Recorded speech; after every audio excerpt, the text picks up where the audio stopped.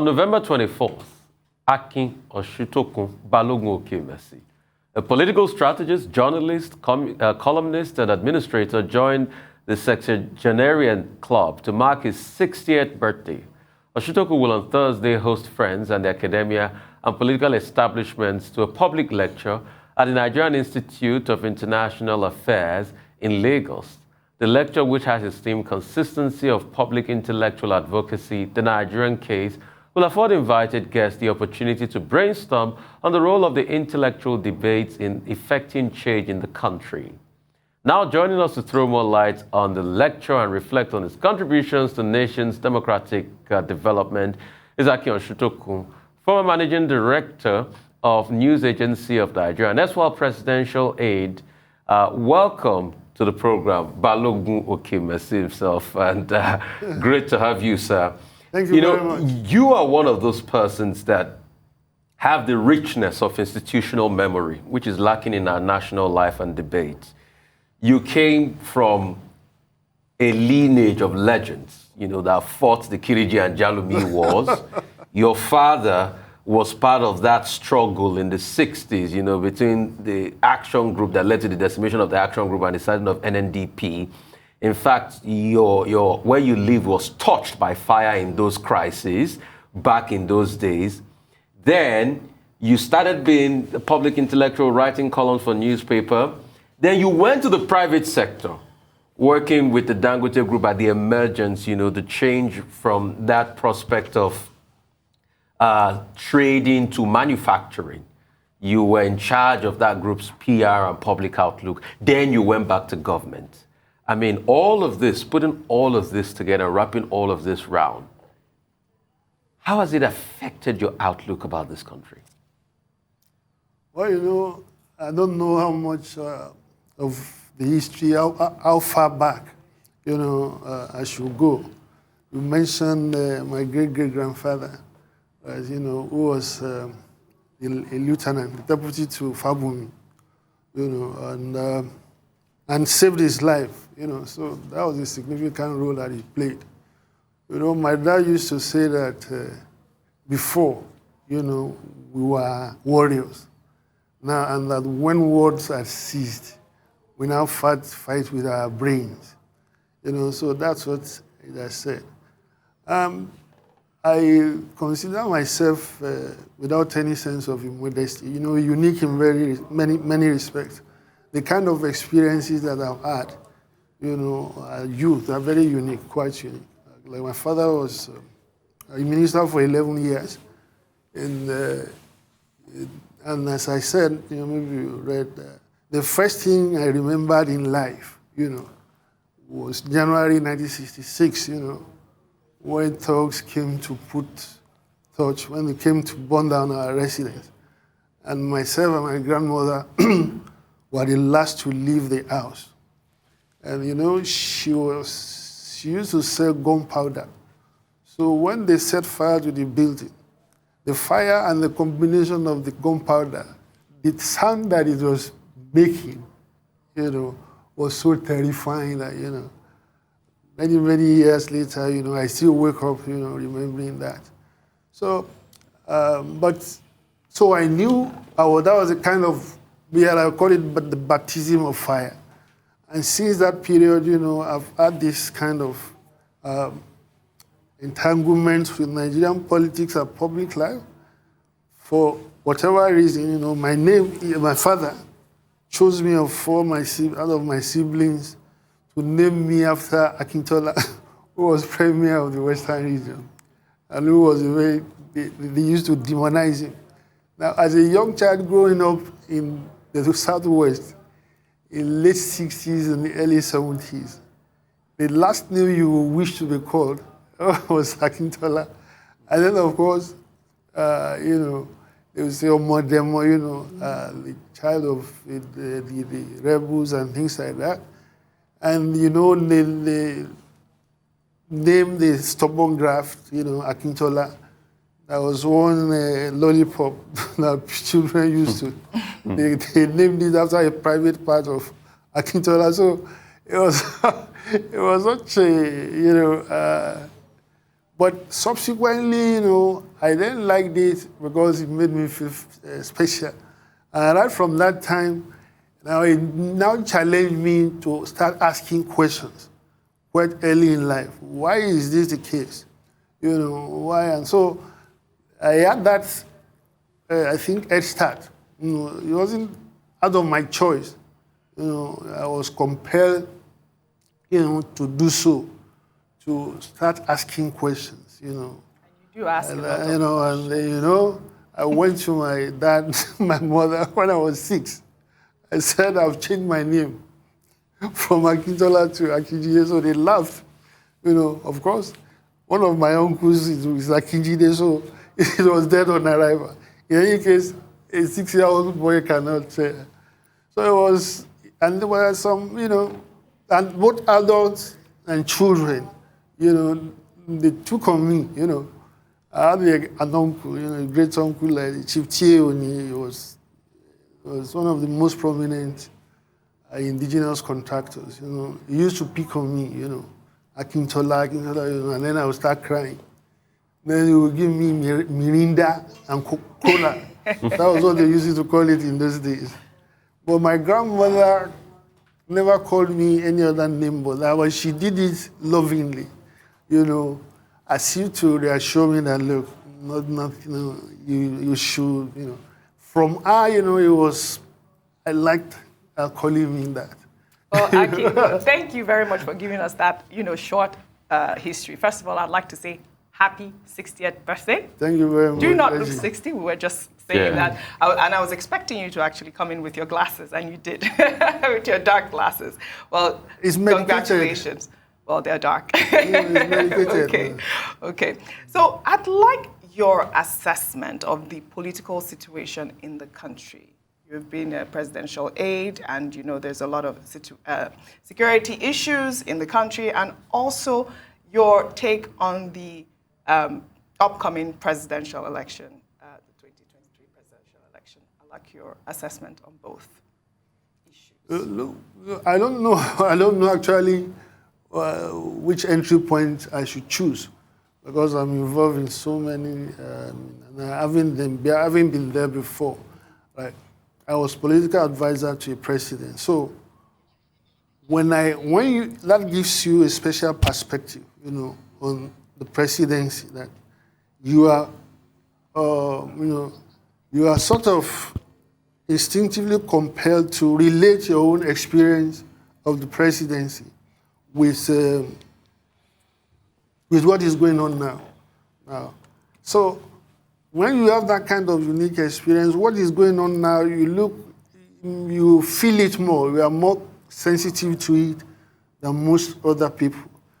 Look, when I was coming, there was something I said, I don't want to be in this season of goodwill for me. I want to abstain from being very critical, of the present government, because there is no way to speak truthfully about this government and this dispensation that will not invite condemnation and criticism. But I don't know, you see, like you rightly said, we have seen things, we've seen a lot of things before, apart from even my own personal experiences, but in the Nigerian environment. And the kind of conclusion you come to is the peculiarity of this period. The things that are happening, that are quite unprecedented, right? So it's not, as I said, look, it's not something that that gives me joy, to criticize or condemn the government. But there's no way you can have a truthful assessment, of what is going on. And if you love the country, if you are indeed a patriot, there are things that should happen that are not that shouldn't happen. They are contradictory. Somebody will tell you that they will castigate the Southeast Igbo and things like that, call them all sorts of names and so on and so forth. They should forget the presidency. I said, look, and then they will start telling you that, look, let them go out there and contest this. But at the same time, those same people will be talking about national unity. How do you talk about national unity and national integration and choose deliberately to alienate a major part of the country itself. Now, these are the kind of contradictions that make that stupefies me. That, look, how do you reconcile those two things? The people will be telling you that national unity, nationalists, this and that, and then deliberately you choose to alienate, to push in the way you talk, the way you behave with them. So I get kind of perplexed, by what is going on. But I don't know. Well, there is this thing about Nigeria muddling through. I don't know how much of that will save this country this time around. The so-called muddling through theory. We've gone through, but because this is this has never happened before, and it is happening precisely at a moment when you need to mobilize the citizens, behind the efforts of government, right? Look, nations having challenges and crises, they are, as in individual lives, they are quite normal. What matters is your capacity to grapple with those challenges. Look, Germany came out of the rubble of the Second World War to become what it came, Japan War. But here, now, you choose the appointment, for instance. Now, despite the fact that it is put in the Constitution that you must observe federal character in your appointments and things like that, right? They are not leaving it to your discretion. If they have left it to the discretion of whoever is the president, that president should even have taken into consideration when he does things.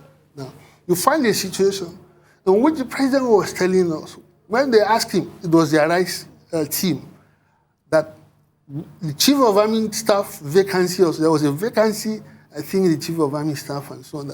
Why doesn't he appoint somebody other than his eclipse?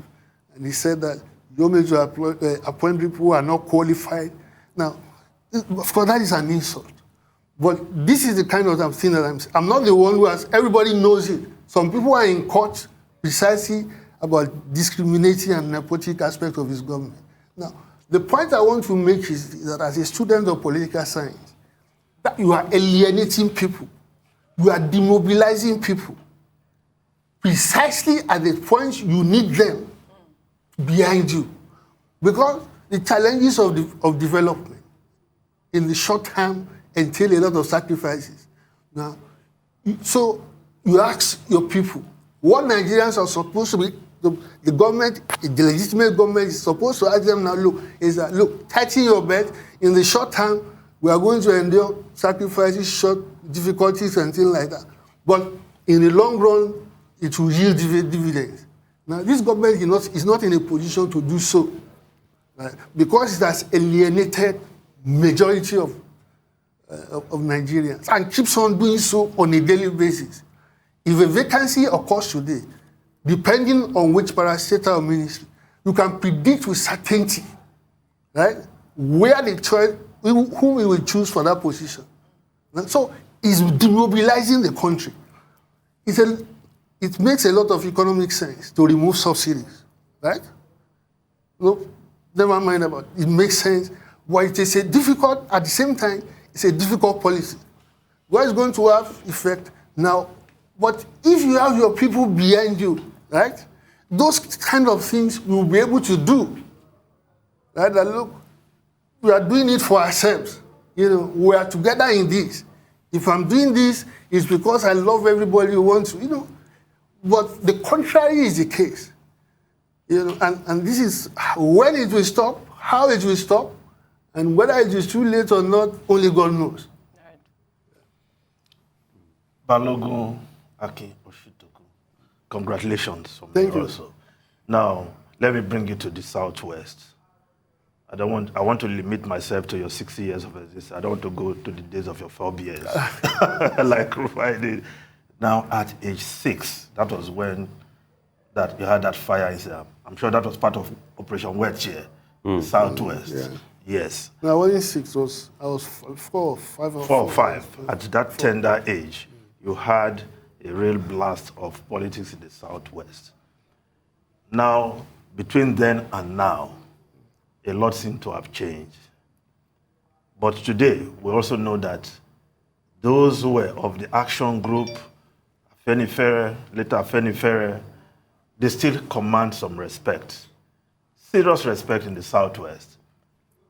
Now, Yorubas, according to some people, have been taken to the center of Nigerian politics.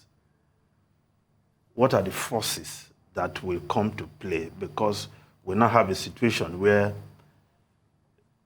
in the ruling party, the Yorubas are saying it is our turn.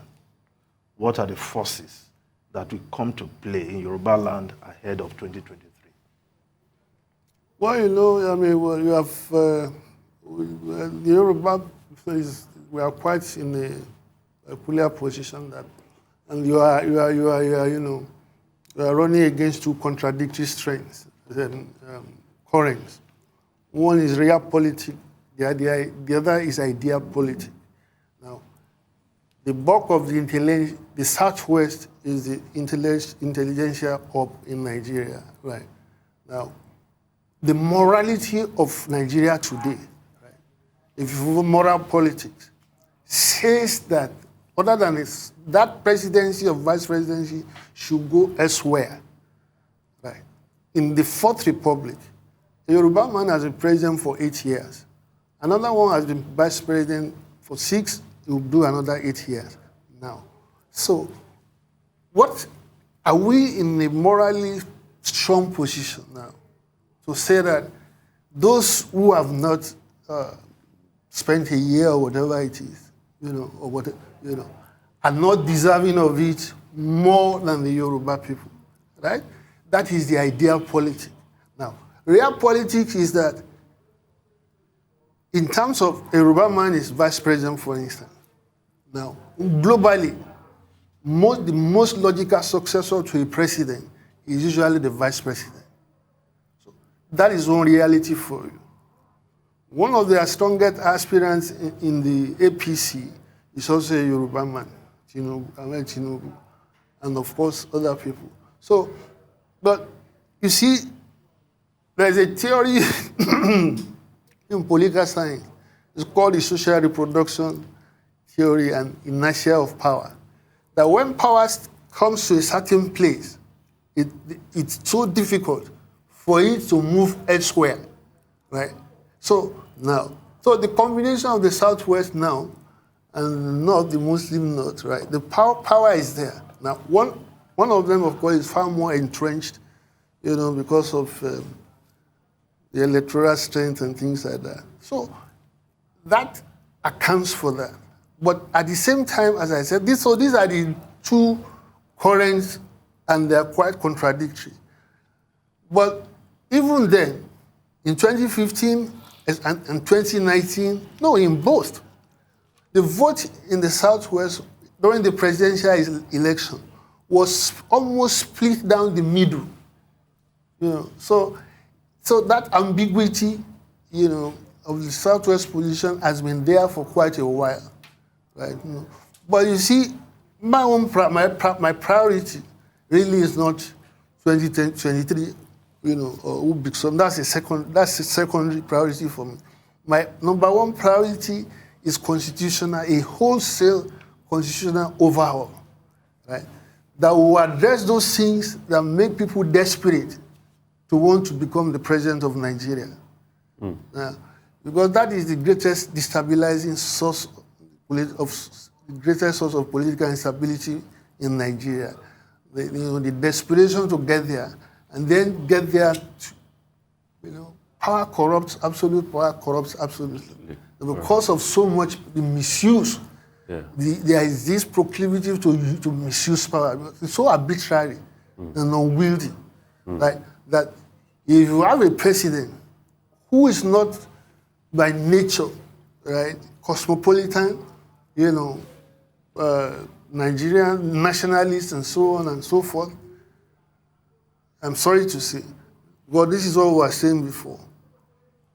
The kind of patronage that is available to this president, in my own estimation, he has misused it, in the matter that now tells us that in the first place, if we're operating the federalism, and because nobody plucked federalism from the air, you shouldn't have those kind of powers in the first place, where I can do and undo.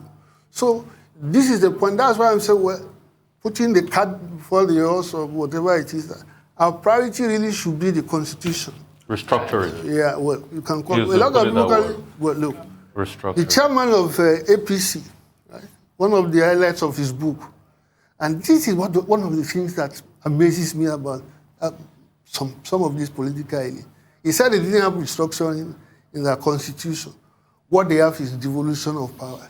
Okay, so what is devolution of power? Okay, Have you devolved power? we need to go this morning, but one thing is certain, you have a lecture coming up because we are going now. It's going to be delivered by our own dear, very dear Dr. Reuben Abati here at the NIA. That's going to be tomorrow by 11.